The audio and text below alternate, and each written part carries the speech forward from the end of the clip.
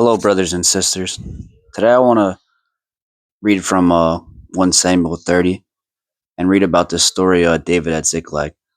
Now, David is a very prominent person in the Bible, and you might have heard some of his stories like David and Goliath. And this story in particular, though, I think is a story that is not really talked about too much, but I think it is a very impactful and important story that I think could benefit somebody that hasn't heard it today. So I want to read it for you guys. And we're going to read from 1 Samuel 30, the first 6 verses.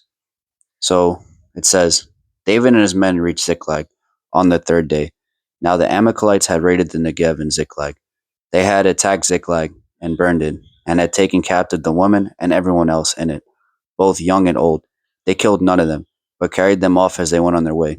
When David and his men reached Ziklag, they found it destroyed by fire, and their wives and sons and daughters taken captive. So David and his men wept aloud until they had no strength left to weep.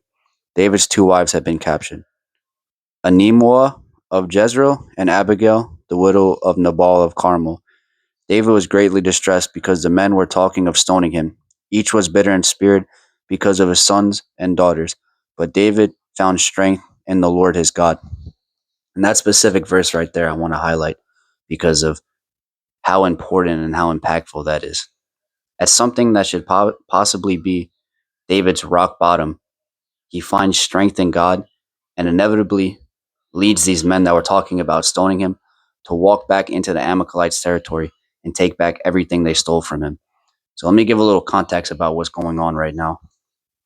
David, at a young age, was anointed to be king, and he was doing his best, just following God, and he starts to work his way up the totem pole, I guess, of authority, and he's with King Saul, the current king of the time. And David is fighting in this man's armies, and they're working together basically as David is basically the right hand man to Saul. But inevitably, Saul grows jealous of David because people start to find favor in David. And Saul finds out that David is anointed to be the ruler of Israel. And at that point, Saul is doing everything in his power to kill David because he doesn't want to lose his position. David, being a God fearing man, knowing that Saul was originally God's anointed, doesn't want to kill him. So he flees Israel and he hides out in the land of the Philistines. Philistines are enemies to Israel, so David knows that Saul won't chase him into enemy territory.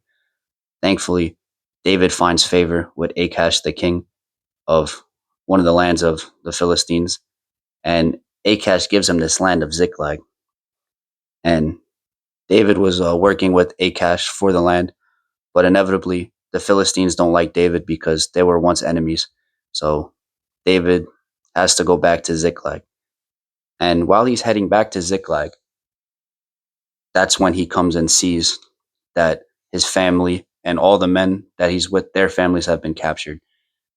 And at this point, if you're David, you were told that you were going to be the king of Israel, but you're in a foreign land, foreign territory, and all these people that are supporting you, that believe that one day you could be the king, are here and they see you as a failure, as a leader, because you have led them astray, and they want to kill you because they have lost all these things.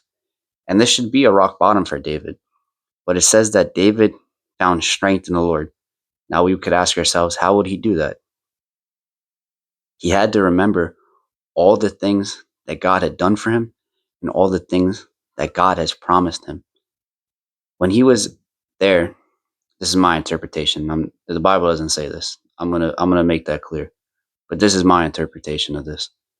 David, at what should be his rock bottom, he's sitting there and he thinks to everything that God has done for him. At this point, David is a military tested man. He has fought numerous battles with the Israelites, with Saul, and he knows that he can win a battle because God has been with him and he's fought some fearsome foes. He even beat a 9-foot man named Goliath that everyone was afraid to fight because he knew that God was on his side. And he knows that God had told him that he was going to be king. And in the midst of what should be his rock bottom, he focuses on that. He gets up and he goes and takes back everything that was his. And this is ultimately the catalyst to what ends up making him become the king. Because after David wins this battle and gets back his wives and all the men, their wives and children, Saul has a battle with the Philistines. And in that battle, Saul is overwhelmed and he kills himself because he doesn't want to die at the hands of a Philistine. And now that the Israelites don't have a king, David walks into Hebron because the Lord told him to, and he announces himself as king. And the people accept him, and he becomes king. So, this message and this story that I want to give you today is that for any of you that are in your own walks with God, if God promised you something, God is going to give it to you. God did not heal you. God did not save you. God did not bring you out of all the things that you were once stuck in to bring you to a rock bottom. He saved you because he loves you and he wants you to have this wonderful, amazing life that he planned for you when he made the world. If you're at this moment right now, if you're at your own rock bottom, don't give up because your blessings are on the other side of this rock bottom. Everything that you're facing, everything that you've gone through is to ultimately prepare you for what the purpose that God has for your life. Don't give up. And when you're struggling and you're at your last strand, do what David did. Find strength in the Lord. Focus on what God has done for you and what God told you he will do for you. And when you're struggling, you will find the strength. You will get up and you will do everything and fulfill everything that God has asked you to do. And I hope that this story inspires you and hope that this story picks you up because this story has definitely picked me up a number of times. Thank you for listening.